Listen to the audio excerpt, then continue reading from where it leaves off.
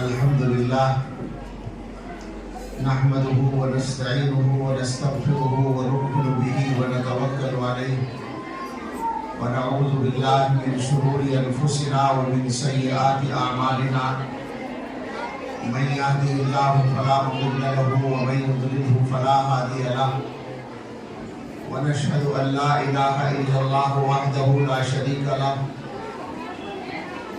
ونشهد أن سيدنا ونبينا ومولانا محمدا عبده ورسوله صلى الله تعالى عليه وعلى آله وأصحابه وبارك وسلم تسليما كثيرا. أما بعد فأعوذ بالله من الشيطان الرجيم. بسم الله الرحمن الرحيم. وما ينطق عن الهوى إن هو إلا وحي يوحى. صدق الله العظيم. وبالسند المتصل منا إلى الشيخ الإمام الإمام الحافظ الحجة أمير المؤمنين في الحديث أبي عبد الله محمد بن إسماعيل بن إبراهيم بن المغيرة الجوفي البخاري رحمه الله تعالى ونفعنا بعلومه وعلومهم آمين. أنه قال: باب قول الله ونضع الموازين القسط ليوم القيامة وأن أعمال بني آدم وقولهم توزن. وقال مجاهد: القسطاس العدل بالرومية، ويقال القسط مصدر المقسط وهو العادل، وأما القاسط فهو الجائر. وبه قال حدثنا أحمد بن إشكام قال حدثنا محمد بن فضيل عن عمارة بن القعقاع عن أبي زرعة عن أبي هريرة رضي الله تعالى عنه قال: قال النبي صلى الله عليه وسلم: كلمتان حبيبتان إلى الرحمن خفيفتان على اللسان ثقيلتان في الميزان سبحان الله وبحمده سبحان الله العظيم.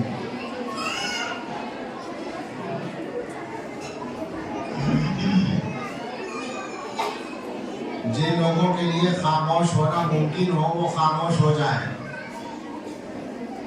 تاکہ کچھ بات کی جا سکے. میں اتنا پہلوان نہیں ہوں کہ آپ کے شور کے ساتھ اپنی بات پہنچا سکوں، اس لیے کوشش کر لیں خاموش رہنے کی، ثواب ملے گا آپ کو. مختصر سی بات کرنی ہے کیونکہ دیر ہو گئی ہے، نماز بھی پڑھنی ہے لوگوں کو.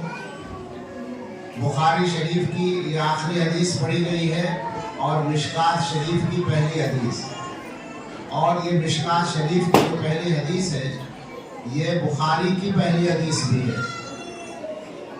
مختصر سی بات پہلے اسی پر کر لیتے ہیں کہ اللہ کے رسول صلی اللہ تعالیٰ علیہ وسلم نے مسلمانوں کو اپنے اعمال کے بارے میں، اپنے کاموں کے بارے میں ایک معیار بتایا ہے، اور وہ یہ کہ تمہارے کاموں میں تمہاری نیت جیسی ہوگی کام کی حیثیت ویسی ہوگی.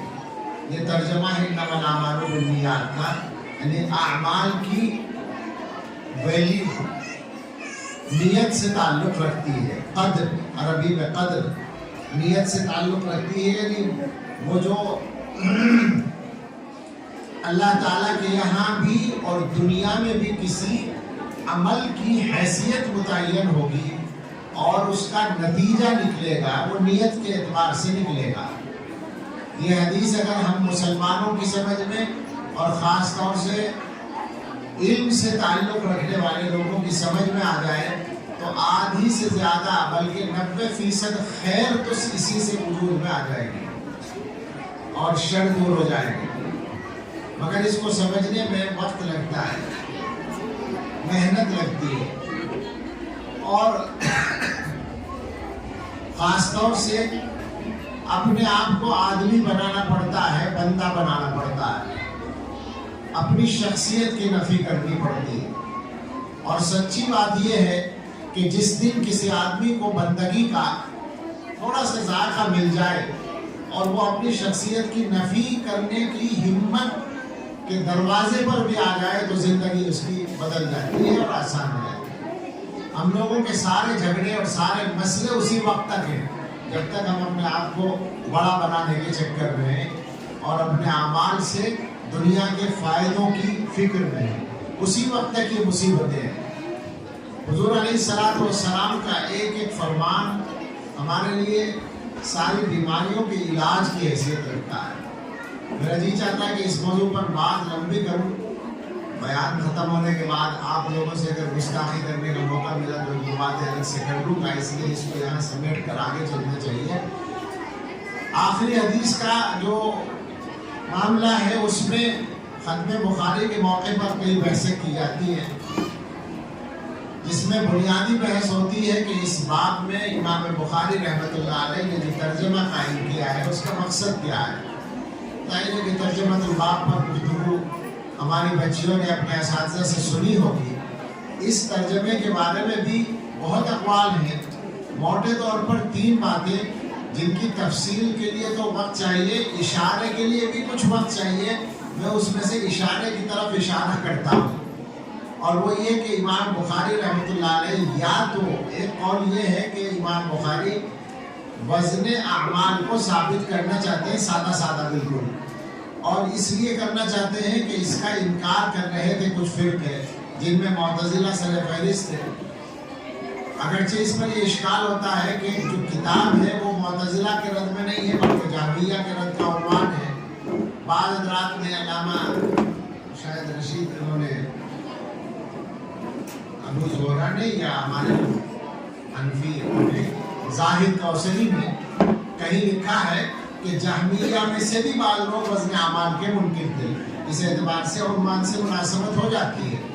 ان کا خیال یہ تھا کہ اعمال کو تولنا ممکن نہیں ہے، لہذا اعمال کو تولا نہیں جائے گا، بلکہ اللہ تعالیٰ کا مقصد ہے انصاف کرنا۔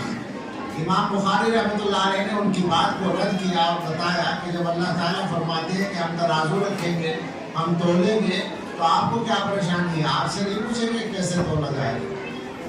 یہ بحث ہمارے زمانے میں ظاہر ہے غیر ضروری ہو چکی ہے، چونکہ دنیا میں انسان تول رہے ہیں اعمال جیسی چیزوں کو، یعنی ان چیزوں کو جن کا الگ سے کوئی وجود نظر نہیں آتا ہے۔ دوسری رائے یہ ہے کہ امام بخاری رحمۃ اللہ علیہ معتزلہ ہی کا رد اور بعض اور فرقوں کا بھی کر رہے ہیں دوسرے مسئلے میں، اور وہ یہ کہ وہ لوگ صفات کا انکار کرتے تھے۔ ان کے خیال میں یہ تھا کہ اللہ تعالیٰ کی صفات کو مانا جائے تو شرک ہو جائے گا، لہذا توحید کا مفہوم انہوں نے اپنی طرف سے طے کیا تھا جس میں صفات کا انکار شامل تھا۔ اہل السنہ والجماعہ نے توحید کا صحیح مفہوم بیان کیا، اور اس میں یہ بات شامل تھی کہ اللہ تعالیٰ نے چونکہ اپنی صفات کا خود ذکر کیا ہے اور حضور علیہ السلام نے ذکر کیا ہے، لہذا یہ ممکن نہیں ہے کہ ہم اللہ کی صفات کا انکار کرتے ہیں۔ توحید کا ایسا مفہوم طے کیا جائے گا جس میں صفات کو مان کر توحید برقرار رہے، اور یہ بالکل بے غبار بات ہے۔ تو امام بخاری رحمۃ اللہ علیہ یہاں ذکر کر رہے ہیں اللہ تعالیٰ کے افعال میں سے، بلکہ یوں کہیے کہ صفات افعال میں سے ایک صفت کا، اور وہ ہے وزن اعمال، تو ایک صفت ثابت ہو گئی۔ ایک رائے یہ ہے کہ خلق قرآن کے مسئلے میں جو غلو پیدا ہوا تھا، پہلے معتزلہ کی عقلیت پسندی نے مسئلہ کھڑا کیا، صفات کے انکار کی وجہ سے کلام اللہ کو مخلوق کہا، کیونکہ اگر وہ صفت مانتے تو قدیم ماننا پڑتا۔ انہوں نے کہا کلام جو ہے وہ غیر مخلوق ہے، حادث ہے۔ اہل سنہ نے اس کی مخالفت کی، امام احمد رحمۃ اللہ علیہ کو اس میں قربانیاں دینی پڑی۔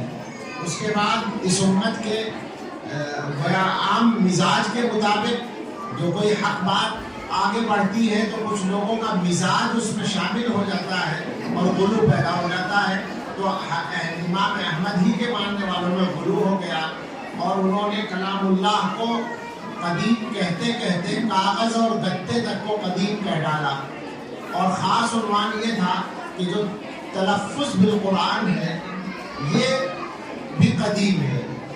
امام بخاری رحمۃ اللہ علیہ کو اس مسئلے میں آزمائش کا سامنا کرنا پڑا، اور انہوں نے حق کا اظہار کیا، تو یہاں اسی مسئلے کو ثابت کر رہے ہیں کہ دیکھو اعمال تولے جائیں گے، اقوال تولے جائیں گے، تلاوت بھی ہماری زبان سے ادا ہونے والا ایک قول ہے یا عمل ہے، تو تلاوت کو یقیناً تولا جائے گا جو بندوں کا عمل ہے، اور یہ پکی بات ہے کہ کلام اللہ کو نہیں تولا جائے گا۔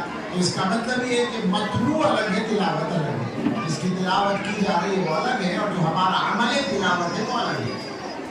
بہرحال یہ 3 اقوال مختصراً ذکر کر دیے. آگے تو میرا خیال ہے کہ ترجمے پر اکتفا کر لیا جائے. فرماتے ہیں کہ یہ باب ہے اللہ تعالیٰ کے اس ارشاد کے بارے میں وَنَضَعُ الْمَوَازِينَ الْقِسْطَ لِيَوْمِ الْقِيَامَةِ. ہم قیامت کے دن انصاف کے لیے ترازویں قائم کریں گے. اس آیت کے مضمون کے بارے میں اور اس بارے میں کہ انسانوں کے اعمال اور اقوال یعنی ان کی باتیں تولی جائیں گی. ہماری بچیاں اور بہنیں جو اس وقت بات کر رہی ہیں وہ بھی سمجھ لیں ان باتوں کا بھی حساب دینا پڑے گا اللہ کے ہاں. سب کو تولا جائے گا اور گھروں میں رہ کر جو بولتی ہیں اس کو بھی تولا جائے گا. اور صرف عورتوں کے نہیں مردوں کے اقوال کو بھی تولا جائے گا. ہر ایک کو بتانا پڑے گا بولا کیوں تھا. ما یلفظ من قول الا لدیہ رقیب عتید. زبان سے جو لفظ نکلتا ہے ایک نگہبان تیار رہتا ہے. بہت ڈرنے کی بات ہے. بہرحال آگے فرماتے ہیں کہ قسط کے لفظ کی مناسبت سے ایک لفظ آتا ہے قسطاس قرآن کریم میں جس کو ترازو کے معنی میں استعمال کیا گیا ہے. وزیر بالقسطاس المستقیم. امام بخاری نے بتایا کہ امام مجاہد کہتے ہیں کہ یہ رومی زبان کا لفظ ہے جس کے معنی انصاف کے ہے. آگے قسط پر کلام کیا ہے اور وہ کلام صرفی کلام ہے اور اس میں ایک لطیفہ ہے کہ قسط کے معنی انصاف کے ہیں اور لفظ قسط سے براہ راست جو مصدر جو اسم فاعل نکلتا ہے قاسط اس کے معنی بالکل الٹے ہیں. ظالم کے معنی ہے. یہ عربی زبان کا ایک حسن اور ایک لطف ہے. اور اگر آپ کو انصاف کے معنی چاہیے تو مقسط بنانا ہوگا. باب افعال میں جا کر یقال القسط مصدر المقسط. یہ اشتقاق بعید کہلاتا ہے کہ قسط مقسط کا مصدر ہے اور قاسط کے معنی ظالم کے ہیں. حدیث ہے جو نقل کر رہے ہیں حضرت ابو ہریرہ رضی اللہ تعالیٰ عنہ سے. اس میں نبی صلی اللہ علیہ وسلم فرماتے ہیں کہ دو کلمے ہیں جو رحمان کو پسند ہیں, زبان پر ہلکے ہیں, ترازو میں بھاری ہیں. سبحان اللہ و بحمدہ سبحان اللہ العظیم. اس موقع سے سبھی لوگ ایک بار پڑھ لیں سبحان اللہ و بحمدہ سبحان اللہ العظیم تاکہ ہمارے نام اعمال میں اس وقت کا یہ پڑھا ہوا کلمہ بھی شامل ہو جائے. اس حدیث پر بس اتنی سی بات عرض کرنی ہے کہ اللہ تعالیٰ کو یہ دو کلمے اس لیے پسند ہیں کہ اللہ تعالیٰ اپنے بندوں سے دو باتیں چاہتے ہیں. اللہ تعالیٰ ایک بات یہ چاہتے ہیں اپنے بندوں سے کہ بندے اللہ تعالیٰ کی صفات کمال کو تسلیم کریں اور یہ مانیں کہ دنیا میں جو کچھ ہوتا ہے وہ اللہ کے حکم سے ہوتا ہے اور دنیا میں جو کوئی تعریف ہوتی ہے اس کا حقیقی حقدار اللہ تعالیٰ ہے. ایک بات تو یہ چاہتے ہیں اور ایک بات یہ چاہتے ہیں کہ بندے اللہ تعالیٰ کے ساتھ کسی چیز کو شریک نہ کریں اور اللہ کی ذات کو ہر عیب سے پاک مانیں. یہ دونوں مضمون ان الفاظ سے ادا ہوتے ہیں. سبحان اللہ بندہ کہتا ہے میں اللہ کی پاکی بیان کرتا ہوں. اس کا مطلب یہ ہوتا ہے کہ میں یہ دعویٰ کرتا ہوں, میں یہ اقرار کرتا ہوں, میں یہ اعلان کرتا ہوں کہ میرا رب ہر عیب سے پاک ہے, ہر برائی سے پاک ہے, ہر کمزوری سے پاک ہے, شریک سے پاک ہے, وزیر سے پاک ہے, مشیر سے پاک ہے, اولاد اور والدین اور بیوی بچوں سے پاک ہے. اس طرح کی کوئی کمزوری اللہ کی ذات کے ساتھ نہیں ہے. اور وہ بھی حمدہ ہی کہتا ہے تو اس کا مطلب یہ ہے کہ تمام صفات کمال اللہ کے لیے ثابت ہے اور حقیقی تعریف صرف اللہ ہی کا حق ہے, اس کے علاوہ کسی کا نہیں ہے. یہ مضمون ان دونوں کلموں میں عطا ہوتا ہے اس لیے اللہ تعالیٰ کو یہ کلمے پسند ہے. یہ اس حدیث کے متعلق مختصر سی بات ہو گئی. اب دو تین باتیں ہماری بھی سن لیں آپ اور اس کے بعد دعا کریں گے. پہلی بات اپنی بچیوں سے کہنی ہے جنہوں نے پڑھا ہے کہ آپ اپنی زندگی کا طرز عمل, اپنا رویہ ایسا بنانے کی کوشش کریں کہ آپ کے عمل سے علم ظاہر ہو, دین ظاہر ہو, یہ محسوس ہو کہ آپ نے دین کا علم پڑھا ہے. آپ جس گھر میں جائیں اس گھر کے اندر دین زندہ ہو جائے. ایسا نہ ہو کہ خود آپ کے کردار کو دیکھ کر یہ کہا جائے کہ عالمہ ہو کر ایسا کام کرتی ہیں, بلکہ ایسا ہو کہ یوں کہا جائے کہ عالمہ نے گھر میں آ کر گھر کو منور کر دیا اور پورے خاندان کو علم سے اور دین سے بھر دیا. اس کی ضرورت ہے, شدید ضرورت ہے. دوسری بات تمام بہنوں سے اور بھائیوں سے بھی کہنی جائے تو کوئی حرج کی بات نہیں ہے کہ زندگی کے رخ کو صحیح کریں, گھروں کے معاملات کو درست کریں. ہمارے معاملات میں دو باتیں زیادہ ہمیں پریشان کر رہی ہیں. ایک جو ہے اللہ کی نعمتوں کے معاملے میں حسد کا مزاج، اس سے بچیں۔ اللہ تعالیٰ کسی بندے یا بندی کو نعمت دے تو آپ یہ سمجھیں کہ یہ اللہ کی دی ہوئی نعمت ہے اور اللہ تعالیٰ کی حکمت ہے۔ اللہ تعالیٰ کو جس بندے کو پہنچاتے ہیں دیتے ہیں۔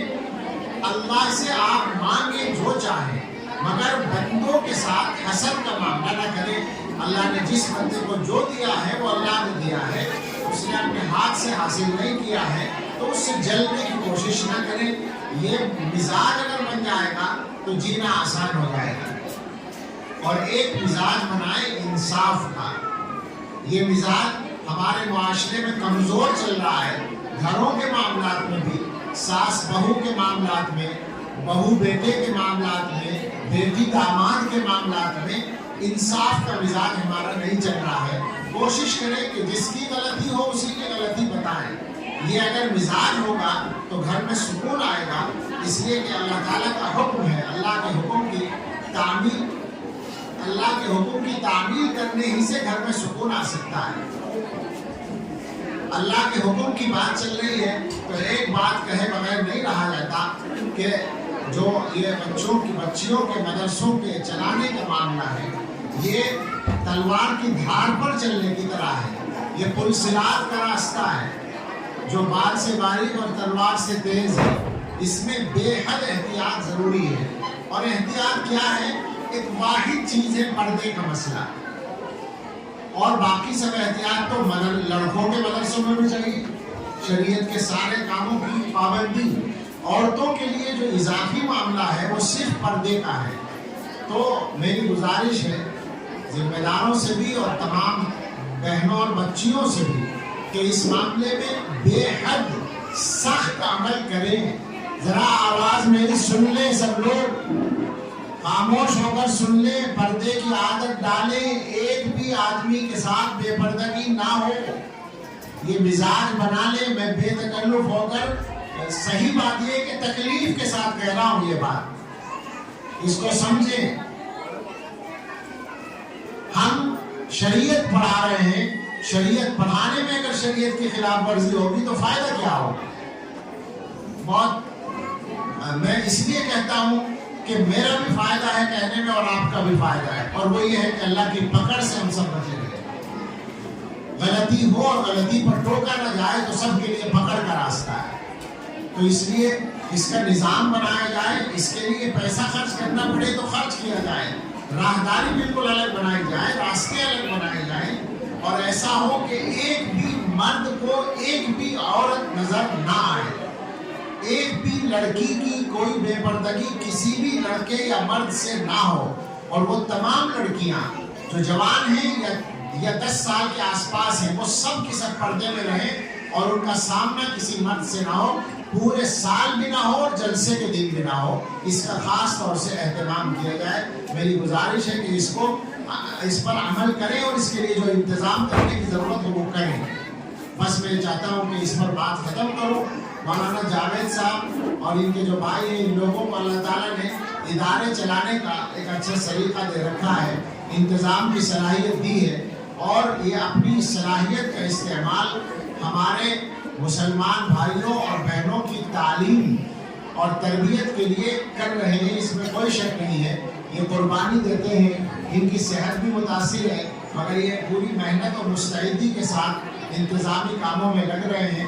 میں دعا کرتا ہوں کہ اللہ تعالیٰ ان کو صحت بھی دے اور عمر میں برکت بھی عطا فرمائے، اور ان کے کاموں میں آسانیاں اور برکت دے۔ سب لوگوں سے بھی گزارش ہے کہ ان لوگوں کے کام میں تعاون کا رویہ اپنائیں، اور مدرسوں کا جو بھی نظام ہے جہاں بھی ہے، یا مسلمانوں کے اسکولوں کا جو بھی نظام ہے، اس طرح ہمارے مدرسے ضروری ہیں۔ اس زمانے میں اپنے ہی اسکولوں کا ہونا شدید ضرورت ہے، اور مولانا جاوید صاحب کے ذریعے یہ ضرورت بھی اللہ تعالیٰ پوری کرا رہے ہیں۔ تو ان سب کو تقویت اور تائید دینا، ان کو قوت پہنچانا، ان کا ساتھ دینا، یہ مسلمانوں کی ذمہ داری ہے۔ اللہ کرے یہ ادارہ بھی ترقی کے راستے پر چل کر محفوظ بھی رہے اور آگے بڑھتا رہے، اور اس کے علاوہ بھی جو کام ہے اللہ تعالیٰ ان سبھی میں خیر و برکت اور قبولیت عطا فرمائے۔ آمین۔ وآخر دعوانا الحمدللہ رب العالمین۔ دعا کر لیجیے۔ اللهم لك الحمد كله ولك الشكر كله بيدك الخير كله نسألك الخير كله ونعوذ بك من الشر كله. اللهم صل على سيدنا محمد وآله وأصحابه وأزواجه وذرياته كما تحب وترضى عدد ما تحب وترضى. ربنا آتنا في الدنيا حسنة وفي الآخرة حسنة وقنا عذاب النار. ربنا لا تزغ قلوبنا بعد إذ هديتنا وهب لنا من لدنك رحمة إنك أنت الوهاب. ربنا هب لنا من أزواجنا وذرياتنا قرة أعين واجعلنا للمتقين إماما. اے اللہ ہم سب کے گناہ معاف فرمائیے. اللہ گناہوں سے بچنا ہمارے لیے آسان فرمائیے. اللہ شریعت کے مطابق زندگی گزارنا آسان فرمائیے. ہمارے ملک میں شریعت کے مطابق چلنے میں جو رکاوٹیں کھڑی کی جا رہی ہیں اللہ ان سے ہم سب کی حفاظت فرمائیے. اے اللہ اس مجلس کو اور اس جلسے کو قبول فرمائیے. جن بہنوں نے بچیوں نے اس میں شرکت کی ہے اللہ تعالیٰ ان کو سنی ہوئی باتوں پر عمل کی توفیق عطا فرمائیے اور ہم سبھی کو اللہ شریعت پر عمل کی توفیق عطا فرمائیے. جن بچیوں نے یہاں علم حاصل کیا ہے اللہ ان کو اور ہم سب کو علم نافع عطا فرمائیے. اللہ ان بچیوں کے لیے خوشگوار زندگی مقدر فرمائیے. اللہ ہم سبھی کے گھروں میں سکون عطا فرمائیے. اے اللہ ہم سبھی کو اپنی گھریلو زندگی میں بھی اور باہر کی زندگی میں بھی سنت پر چلنے کی توفیق عطا فرمائیے. اے اللہ ہم میں اور ہمارے متعلقین میں جو بیمار ہیں سب کو شفائے کامل عطا فرمائیے. ہمارے گھروں سے ہر قسم کی بیماریوں کو دور فرما دیجیے. اللہ ہم میں جو قرضوں کے بوجھ میں دبے ہوئے ہم سب کو قرضوں سے سبکدوش فرما دیجیے. اللہ جو بے گھر ہیں انہیں آرام دہ کشادہ گھر دے دیجیے. اللہ جو بے روزگار ہیں انہیں بابرکت حلال روزگار دے دیجیے. جو بے اولاد ہیں اللہ انہیں اچھی اولاد عطا فرما دیجیے. اللہ جنہیں بیٹوں کی تمنا انہیں اچھے بیٹے دے دیجیے. اللہ جن کے پاس اولاد موجود ہے اس اولاد کو ماں باپ کی تمناؤں سے اچھا بنا دیجیے. اللہ ہم سب کی اولادوں کے سلسلے میں ہماری اچھی تمنائیں پوری فرما دیجیے. اللہ گھروں میں سکون عطا فرما دیجیے. اللہ سودی قرضوں سے ہم سب کو بچا لیجیے. اللہ ہمارے بچوں کو اور ہماری نسلوں کو سماجی تمام برائیوں سے نشے سے اور ہر قسم کی برائیوں سے بچا لیجیے. اے اللہ اپنی خاص رحمت کی نظر ہم سب پر ڈال دیجیے. ہمارے گھروں پر ڈال دیجیے. ہمارے دلوں پر ڈال دیجیے. اس مدرسے اور اس علاقے اور بستی پر ڈال دیجیے. اللہ مولانا جاوید صاحب کی صحت اور عمر میں برکت فرمائیے اور ان کے کاموں میں برکت عطا فرمائیے اور ان کو بھی اور ہم سب کو بھی ہر کام صحیح شریعت کے مطابق معیار کے مطابق کرنا آسان فرمائیے. اللہ ہم سب سے اور ساری امت سے راضی ہو جائیے اور اس امت کے اوپر نظر کرم فرمائیے. ہر صاحب ایمان کی جان و مال کی عزت و آبرو کی گھر بار اولاد کاروبار کی حفاظت فرمائیے. اللہ ہم سب کے لیے اور پوری امت کے لیے آنے والے وقت کو گزرے وقت سے بہتر بنائیے اور سب سے بہتر ہم سب کے آخری وقت کو بنائیے. ربنا تقبل منا انك انت السميع العليم وتب علينا انك انت التواب الرحيم وصلى الله على سيدنا محمد وآله واصحابه اجمعين برحمتك يا